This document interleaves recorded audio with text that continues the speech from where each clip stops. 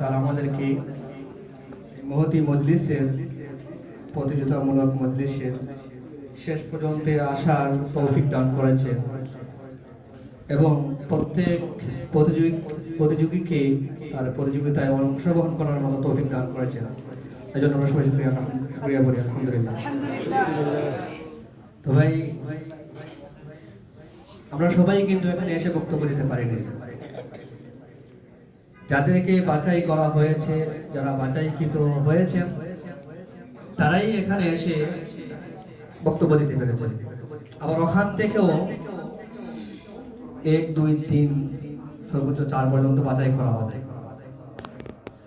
তাহলে প্রত্যেকটা ক্ষেত্রেই বাছাই করা হয়। আমার এক ঘনিষ্ঠ আঙ্কেল বলতেন যে তোমার জীবনের প্রত্যেকটা মুহূর্তকেই তুমি যুদ্ধক্ষেত্র মনে করো। তুমি যখন তোমার প্রত্যেকটা সময়কে, প্রত্যেকটা মুহূর্তকে যুদ্ধক্ষেত্র মনে করবা, তোমার বিজয়ের একটা আশা, আকাঙ্ক্ষা হৃদয়ে উদিত হবে। আর যার মধ্যে বিজয়ের জ্বলন্তি উদিত হয়, সে কখনো পরাজয় হয় না। এজন্য তোমাকে প্রত্যেকটা মুহূর্তে মনে করতে হবে এটা আমার যুদ্ধক্ষেত্র, আমাকে এখানে বিজয় চিনিয়ে আনতেই হবে।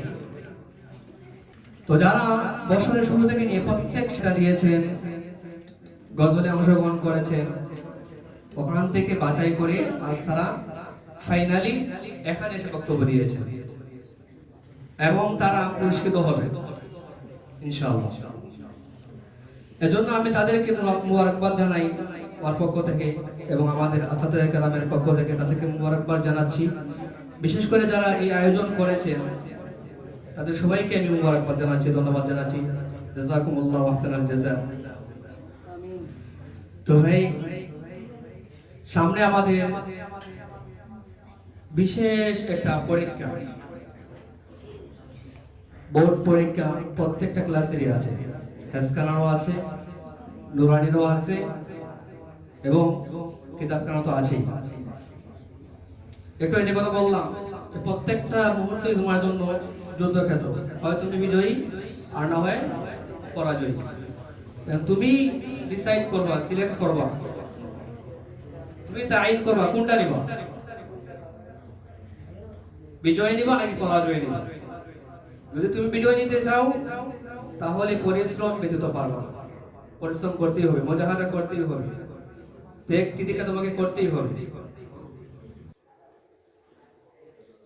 তো ভাই, আমি আমার কথাকে দীর্ঘায়িত করব না। আপনারা দীর্ঘ সময় পর্যন্ত বসা ছিলেন এবং প্রত্যেক বক্তব্য শুনেছেন, বক্তার বক্তব্য শুনেছেন, গাজিলের গজল শুনেছেন, প্রত্যেকের ত্রাস শুনেছেন। আমি আপনাদেরকে আর বিরক্ত করছি না। কয়েকটা এলান আমি আপনাদেরকে শোনাচ্ছি। আপনাদের রেজাল্ট তৈরি হচ্ছে, রেজাল্ট আসলেই আপনারা সবাই শুনতে পারবেন কে একম স্থান গ্রহণ করেছেন, দ্বিতীয় স্থান অর্জন করেছেন, তৃতীয় স্থান অর্জন করেছেন। এজন্য আমরা সবাই আগ্রহী আছি। ইনশাআল্লাহ একটু পরেই আসতেছি, ওনারা রেজাল্ট শীট তৈরি করতেছেন ইনশাআল্লাহ। প্রথম কথা হলো, আমরা যারা মাকতাবা থেকে, হেফজখানা থেকে শুরু করে কিতাবখানা পর্যন্ত যে বা যারাই যেরকমের কিতাবই আমাদের সংগ্রহে রয়েছে, মাকতাবার কিতাবগুলা বুধবারের ভিতরেই, আগামী এই যে আজকে সোমবার, মঙ্গলবার, বুধবার, এই বুধবারের ভিতরেই সবাই আমাদের কিতাবগুলা মাকতাবায় জমা দিয়ে দিব। এমন যেন না হয় মাকতাবা কেউ যে আপনার কাছে খুঁজে আনতে হয়। আমরা যেভাবে মাকতাবা থেকে আনছিলাম ঠিক তদ্রুপভাবে আমরা মাকতাবায় নিয়ে পৌঁছে দেব। প্রথম কথা হলো এই।